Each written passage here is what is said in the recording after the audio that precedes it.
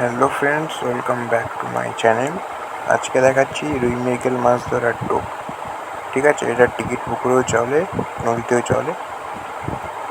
এটা বানানোর জন্য আমি এখানে একটা কোয়াটার রুটির পরিমাণ দেখাচ্ছি। একটা কোয়াটার রুটিতে আনুমানিক 35 থেকে 40 গ্রাম মতো দুধের সর দিচ্ছি। টাটকা দুধের সরটা দেবেন।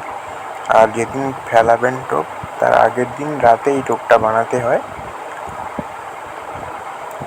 এই টোপটা বানিয়ে নিচ্ছি।